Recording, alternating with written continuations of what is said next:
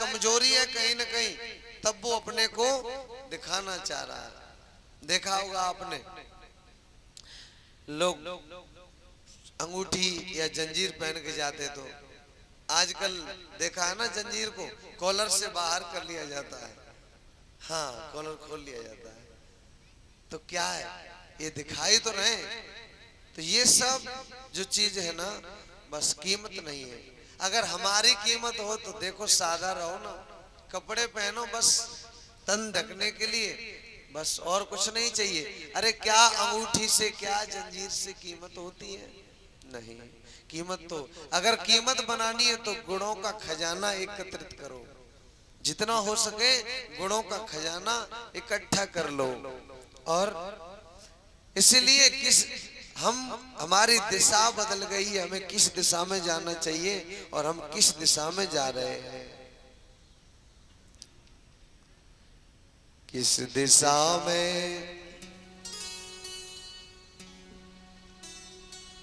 किस दिशा में बढ़े जा रहे हैं कदम, किस दिशा में बढ़े जा रहे हैं कदम। सुख की चाहत के बदले में पाया है गम, की चाहत के बदले में पाया है गम, सुख की चाहत के बदले में पाया है गम। किस दिशा में बढ़े जा रहे हैं कदम, किस दिशा में बढ़े जा रहे हैं कदम। सुख की चाहत के बदले में पाया है गम, वो सुख की चाहत के बदले में पाया है गम, सुख की चाहत के बदले में पाया है गम।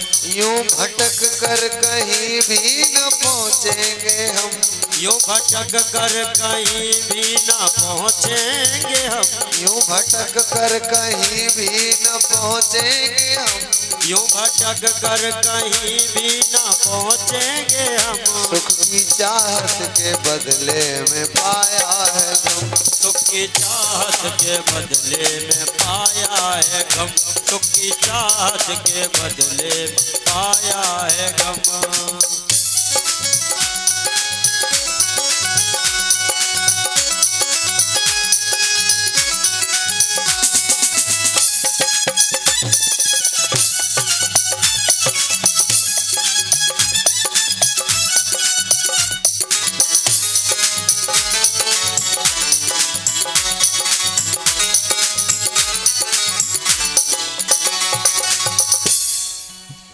अंश है तू प्रभु का क्यों बिसरा दिया, अंश है तो प्रभु का क्यों बिसरा दिया।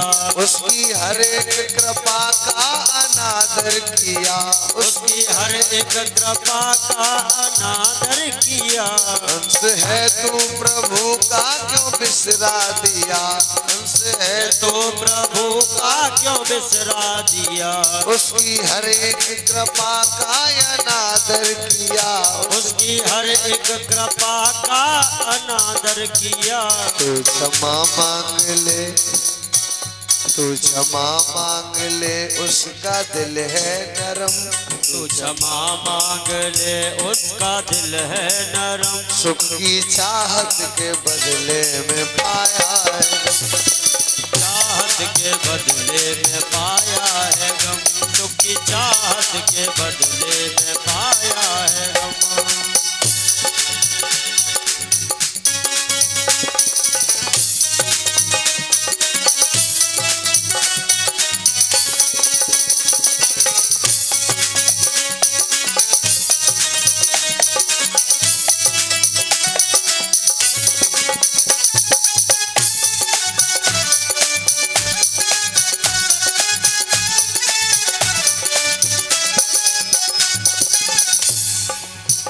क्रोध ईर्ष्या को तूने बखूबी किया, क्रोध ईर्ष्या को तूने बखूबी किया।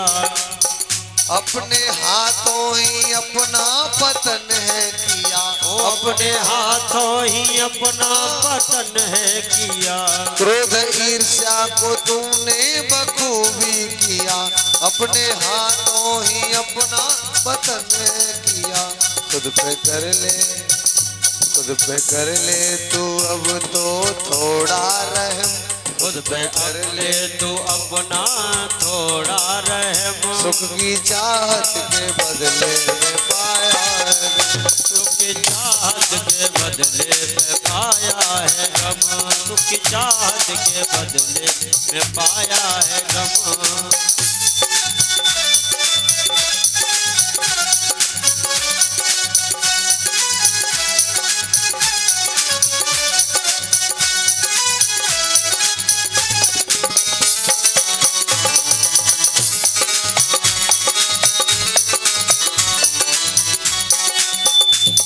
दिशा में बढ़े जा रहे हैं कदम, किस दिशा में बढ़े जा रहे हैं कदम, सुख की चाहत के बदले में पाया है, चाहत के बदले में पाया है गम। सुख की चाहत के बदले में पाया है गम। सुख की चाहत के बदले में पाया है गम।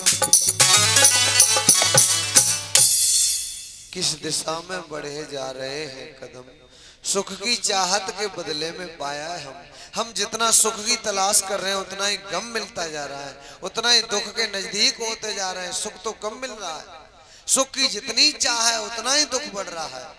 इसलिए जड़ तक नहीं पहुंच रहे हम, जड़ तक, और जो जड़ तक पहुंच जाएंगे तो सुख अपने आप आ जाएगा। इसलिए ये मानव जीवन कोई छोटी मोटी चीज नहीं है, ऐसी अनमोल पूंजी है, सच में अनमोल पूंजी है। कीमत कर लो इसकी, बहुत कीमती है। इससे बड़ी कोई और कीमती चीज मिल नहीं सकती कोई, लेकिन इसकी कीमत नहीं करते हम कितना दुखी रहते हैं। कीमत इसकी नहीं है। कोई व्यसनों में लगा रहा है, कोई पीने में लगा है, कोई दारू, कोई वो अल्ट सल्ट चीजें खाना पीना, कोई तम्बाकू, और बीड़ी तो ऐसे ही धुआं उड़ाते हैं जैसे चिमनी में कोयला फूंका जा रहा हो, भट्टे में कोयला डाला जा रहा हो, ऐसे ही धौंकते रहते हैं। गर्मी पड़ रही है, धुआं निकाल रहे हैं। कितनी गर्मी, एक तो गर्मी से वैसे ही आदमी परेशान और आग और अंदर डाल रहे हैं, तो क्या कर रहे हैं हम। इसलिए अनमोल रतन है ये मानव शरीर, जागने की जरूरत है। कथा प्रसंग में आप श्रवण कर रहे हैं।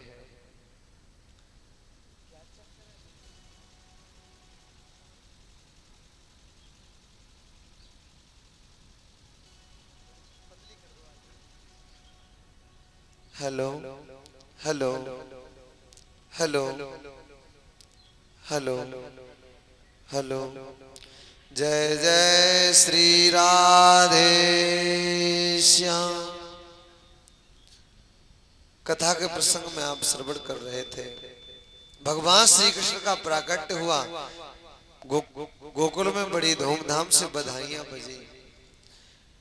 वसुदेव जी यशोदा की कन्या को लेकर के कंस के कारागृह में जैसे ही प्रवेश किया है, वैसे ही कंस के कारागृह में जाकर के ताले लग जाते हैं, पहरेदार जाग जाते हैं और हथकड़ी बेड़ियां लग जाती हैं। बेटी रोने लगती है। ततो बाल ध्वनिम श्रुत्वा गृह पाला समुत्थिता। बेटी के रोने की आवाज सुन करके जो द्वारपाल थे वो तुरंत ही भागे और उन्होंने जाकर के कंस को सूचना दी, महाराज 8वां बालक हो गया।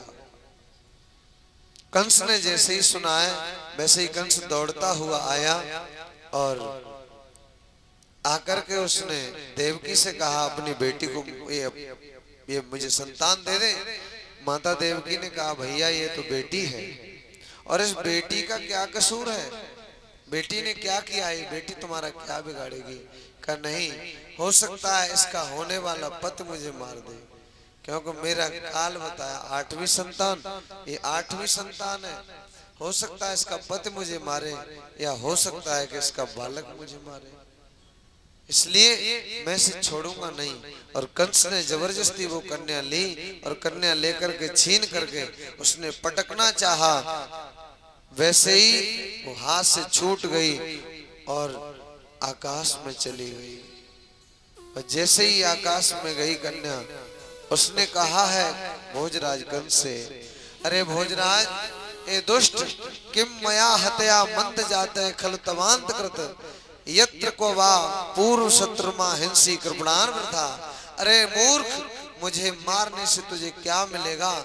तेरे मारने वाला तो तेरे पूर्व जन्म का शत्रु इस दुनिया में किसी जगह पर पैदा हो चुका है, जगह का नाम नहीं बताया,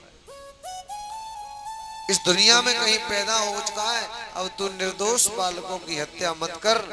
कंस से इस प्रकार कहकर के भगवती योग माया वहां से अंतर ध्यान हो गई और पृथ्वी के अनेक स्थानों पर विभिन्न नामों से जानी गई, विभिन्न नामों से प्रसिद्ध हुई।